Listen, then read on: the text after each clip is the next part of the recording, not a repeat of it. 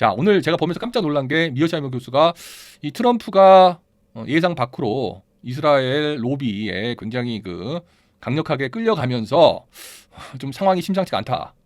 좀 이런 식으로 이야기를 하더라고요. 제가 예상했던 것 이상으로 조금 비관적으로 보는 것 같아서 여러분들에게 좀 알려드리려고 방송을 켰습니다.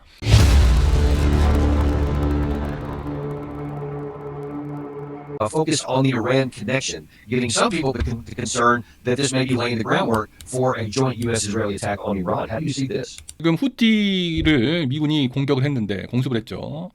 그 배후, 후티의 배후에 이란이 있다. 지금 그 이야기를 하고 있어요. 자, 근데 지금 문제는 뭐냐? 이란의 배후설을 지적을 하면서 계속 이란을 협박을 하고 있는 겁니다. 후티를 뒤에서 무기를 지원해주고 정보 자산을 지원해주는 이란, 후티를 스탑시키지 않으면은 이란을 책임을 묻겠다. 이런 식으로 좀 굉장히 강한 어조로 공격을 하고 있습니다. 자, 여기에 대해서 이제 미어샤이머 교수님 어떤 이야기를 하는지 한번 들어보겠습니다. Just before I answer that question, all this talk about annihilating the Houthis is ridiculous. How are you going to annihilate the Houthis? You're going to kill every Houthi? The only way you can do that is with nuclear weapons. We're not going to use nuclear weapons against the Houthis. Trump thinks that by bombing the Houthis that you're going to annihilate them and that's going to end the Houthi threat or the so-called Houthi threat. This is delusional.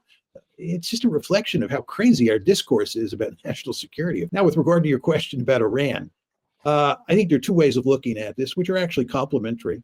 I think one, that we are threatening Iran in a serious way here because we would like to coerce Iran into reaching an agreement that's acceptable to Israel with regard to the Iranian nuclear program. Trump, I believe, does not want to fight a war against Iran. He'd rather settle the Iranian issue diplomatically. 사우디도 몇 년 동안 전쟁을 하다가 실패한 게 예멘 후티군을 제압하는 것인데, 자, 미군이 쉽게 예멘군을 제압할 수가 없다. 미어샤이머 교수도 그렇게 이야기하죠. 핵무기를 사용하지 않는 이상 불가능한 업무다. 그리고 이제 지상군을 파견해야 되는데 지상군 파견하면은 이스라엘이 가져지고 들어간 것처럼 미군도 똑같이 함정에 빠져가지고 엄청난 인명소실을 입을 텐데 트럼프가 그걸 원하겠습니까? 후티가 공습이 있기 전까지 미군 함정이나 미군 항모를 선박을 공격한 적이 없어요. 후티가 미국을 먼저 건드리지 않았는데 미군이 오히려 후티를 공습을 먼저 한 겁니다. 선빵을 때린 거거든요.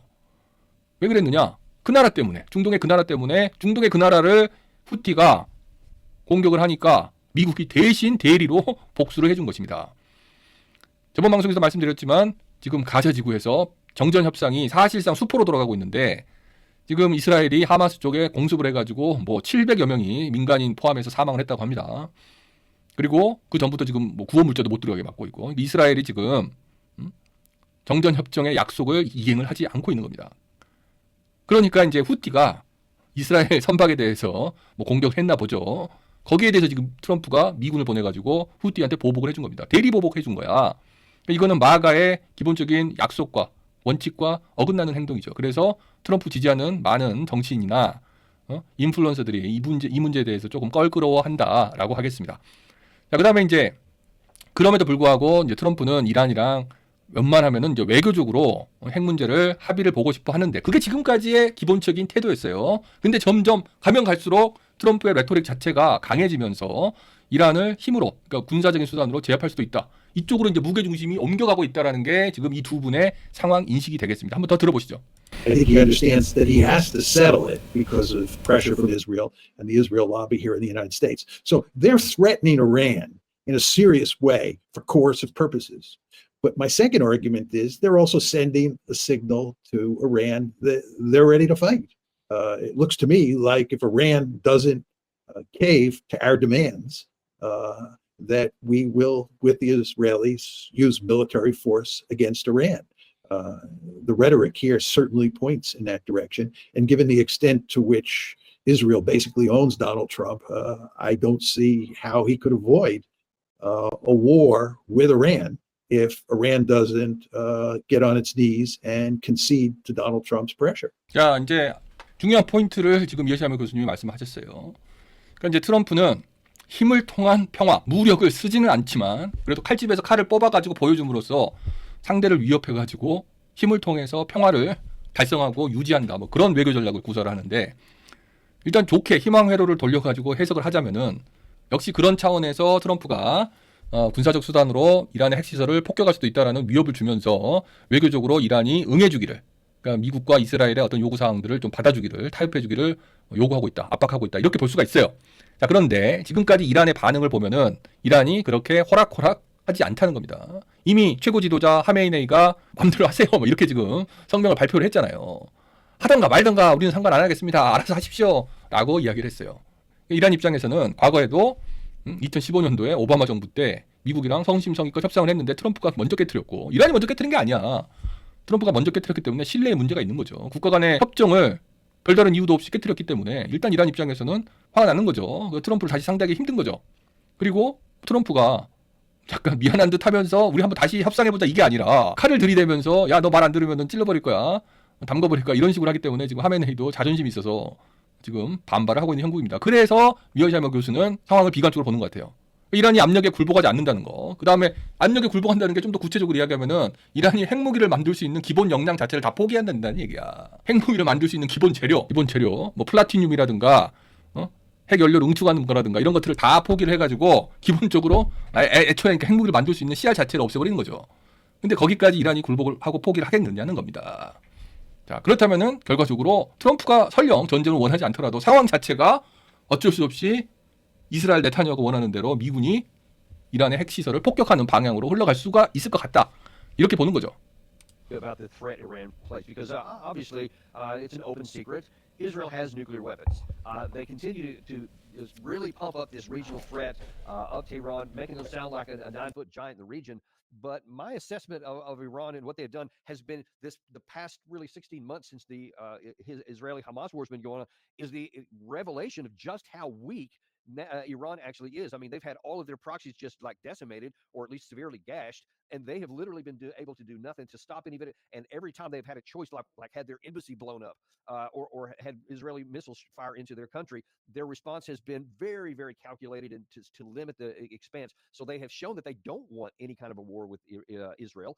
So the question is, what extent does Iran genuinely play or a threat to Israel? 그래서 이제 데니엘 데이비스 같은 경우는 좀 이란이 약한 면모로 많이 보이지 않았느냐, 한마디로 말해서 호구 잡히지 않았느냐, 이런 얘기를 하는 겁니다. Israel, for completely understandable reasons, you don't want Iran to have a nuclear weapon. You don't want any country in the Middle East to have a nuclear weapon. Is it likely that Iran would use that nuclear weapon against Israel? No, it is not. Is it possible that Iran would, in certain circumstances, use that nuclear weapon or use its nuclear arsenal against Israel? The answer is yes. That possibility is always there. And the fact that that possibility is always there gives the Israelis really good reason to not want Iran to have nuclear weapons. And the taproot of the problem here, Danny, is that Iran has the ability to enrich uranium, which it is doing, and it has the ability to reprocess plutonium, which it's not doing. But the fact that it has those two capabilities means it can rather easily develop a bomb. And what the Israelis want to do is they want to take away Iran's capability to enrich uranium and reprocess plutonium. And one of the reasons that the Israelis were so unhappy with the JCPOA in 2015, and that, of course, is the nuclear agreement with Iran, was because it did not take away Iran's enrichment or reprocessing capability. And the Israelis and the Americans want to take that away. And the question you have to ask yourself is, can we coerce the Ukrainians, not the Ukrainians, excuse me, can we coerce the Iranians into giving up that capability? I think the answer is no. I don't think that the Trump administration's efforts to threaten and try to coerce Iran are going to work. And then the question is, what do we do next? And it looks to me, I hope I'm wrong,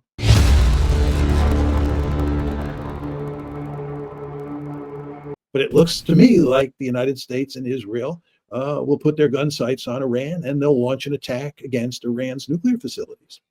자, 이제 오늘 제가 보여드리려고 했던 핵심 주장이 여기 나온 거예요. 여기 나온 거야.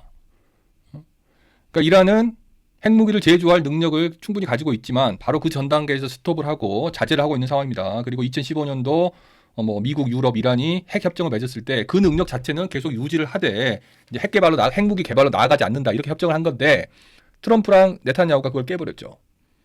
자, 그런데 지금에 와서 과연 트럼프가 외교적인 수단이건 군사적인 수단으로 위협을 해서 이란으로 하여금 그런 능력을 포기하게끔 강요할 수 있는 것이냐, 미어샤이머 교수는 그거를 회의적으로 본다는 것이고, 저도 그런 것 같아요. 지금 이란의 반응을 보건데 쉽게 포기할 것 같진 않고 능력 자체가 있는데 어떡할 거야. 설령 뭐 핵시설 일부를 폐쇄를 한다고 쳐도 그 능력 자체는 이미 있는 거기 때문에 또 원하면 다시 만들 수 있는 거잖아요. 그렇기 때문에 뭐 이스라엘 입장에서는 당연히 적국인 이란이 핵무기를 가지고 있지 않더라도 핵무기를 언제라도 제조할 수 있다는 능력이 있다는 것 자체만으로도 안보에 치명적인 위협이 되죠. 이스라엘 같은 조그만 나라 입장에서는. 이스라엘에서 거기에 대해서 굉장히 불편해하는 것은 또 이스라엘 입장에서는 이해가 가는 부분이 있어요.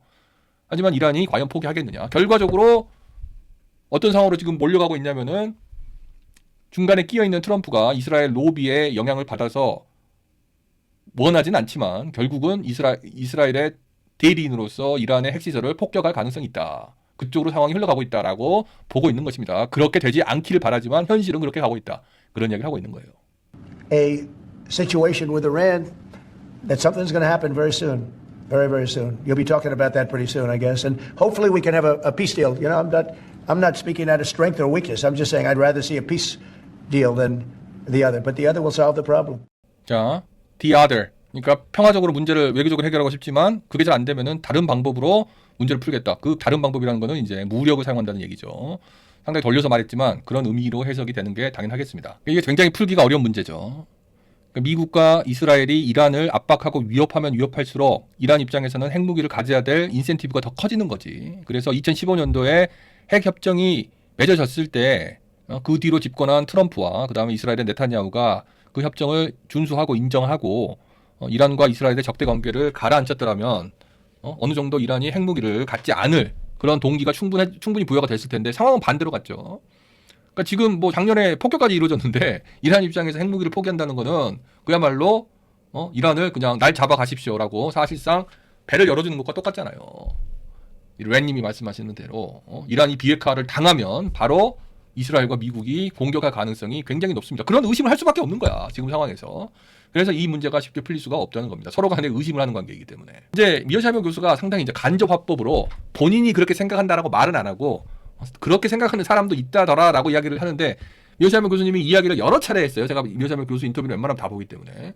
사실은 내가 생각한다라는 거를 차마 말 못하고 다른 사람들이 그러더라. 내 주변에서 그러더라 이러면서 카더라를 이용해가지고 미어샤이머 교수가 이란이 왜 아직까지 핵무기를 개발 안 했는지 내 입장에서는 이해가 되지 않는다. 현실주의 정치학 입장에서는 좀 이해가 되지 않는다라고 머리를 극적극적하고 있는 겁니다.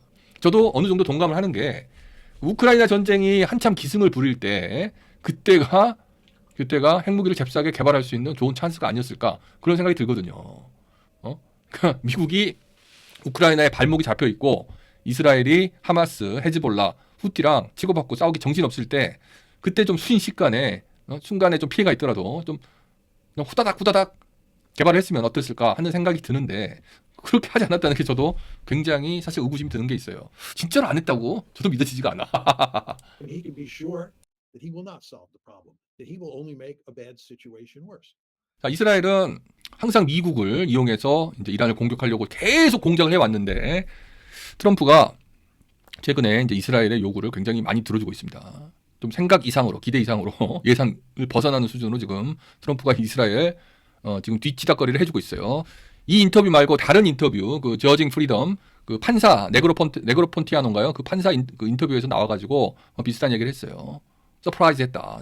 야, 아드하다. 좀 이상하다. 왜 이렇게 트럼프가 이스라엘한테 끌려다니는지. 물론 로비 때문에 그런 건 알겠는데 자기가 생각했던 거 이상으로 지금 트럼프가 이스라엘에게 끌려가는 것 같다라고 이야기를 했습니다. 저는 제 개인적인 판단은 예전에 라이브에서도 이야기했던 것처럼 트럼프가 전쟁까지 가지는 않을 것이다. 왜냐하면 그거는 그냥 트럼프의 브랜드를 그냥 파괴하는 거야. 아메리카 퍼스트라는 브랜드를 파괴하는 겁니다. 굳이 남의 전쟁에 끼어들 이유가 없는데 지금 러시아 우크라이나 전쟁도 아직 안 끝났잖아요. 랜님이 말씀하시는 대로 이 전쟁도 끝을 보려면 물론 지금 어느 정도 정리되는 국면이긴 하지만 러시아 입장에서는 아쉬울 게 없기 때문에 러시아의 근본적인 요구를 다 들어주지 않는 이상 전쟁을 스톱할 이유가 없고 우크라이나도 지금 스톱하면은 젤렌스키가 살아남기 힘들기 때문에 못 먹어도 고하는 입장이란 말이에요. 그러니까 이것도 지금 전쟁을 스톱시키기가 굉장히 복잡한 상황이고 순식간에 끝날 전쟁이 아니란 말이죠. 근데 그런 상황에서 이란까지 건드린다. 야, 이게 과연 쉬운 문제일까? 그런 생각이 들어요. 그 다음에 이제 제가 한 가지 더 언급하고 싶은 거는 엊그저께 이제 푸틴이랑 트럼프가 2시간 반이 넘도록 전화통화를 했다고 합니다. 물론 이제 정전 협상 이 문제를 이야기했겠지만 그것 때문에 2시간 넘게 통화를 하지는 않았겠지. 그래서 다른 이야기들, 특히 이제 이란 문제 이야기들도 다 이야기가 오고 갔을 거라고 보여집니다. 그래서 푸틴과 트럼프 사이에서 아마 공개되지 않은, 세상에 알려지지 않은 그런 비밀리에 어떤 이야기가 둘 사이에 오고 갔는지 궁금해요. 모르겠어요. 이제 푸틴이 이란을 어느 정도까지 지지를 해주고 뒤에서 받쳐줄지, 그런 문제에 대해서 아마 트럼프랑 이야기가 오고 갔지 않았을까 그런 생각이 드는데 궁금합니다.